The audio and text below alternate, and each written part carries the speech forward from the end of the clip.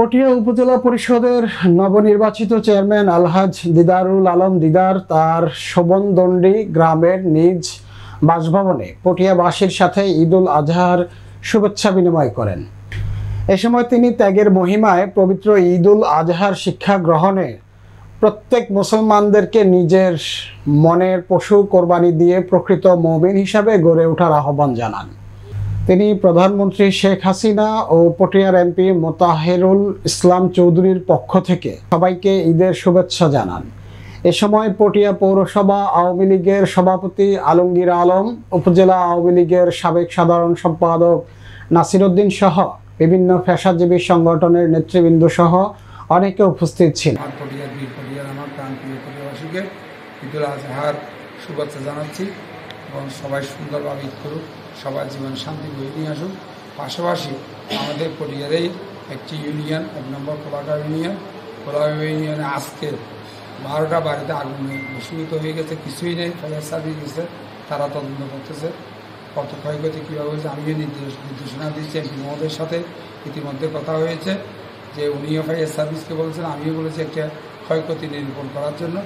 আমরা আমাদের উপজেলা প্রশাসন থেকে এমপি সাহেবের তহবিল থেকে, আমাদের ব্যক্তিগত তহবিল থেকে আমরা ইনশাল্লাহ তাদের পাশে দাঁড়াবো।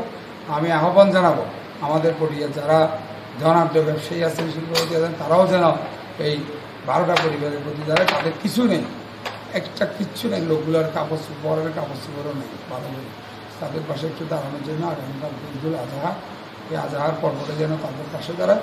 আর আমরা সমস্ত হিংসা বিদ্বেষ ভুলে গিয়ে ইসলামের যে মহান মহিমান্বিত এই রাত, অত্যন্ত গুরুত্বপূর্ণ রাত, কোরবান আগের দিনের এই রাতটা আমরা সবাই আল্লাহর কাছে পটিয়াবাসীর জন্য, সারা বাংলাদেশের জন্য এবং সর্বোপরি বঙ্গবন্ধুর কন্যা জননেত্রী শেখ হাসিনার নেতৃত্বে যে বাংলাদেশ অর্থনৈতিকভাবে এগিয়ে যাচ্ছে, সেই বাংলাদেশ যেন সামনের দিকে আরও এগিয়ে যেতে পারে, সেই জন্য আমরা সবাই এই মাননীয় প্রধানমন্ত্রীর জন্য, সরকারের জন্য দোয়া করব।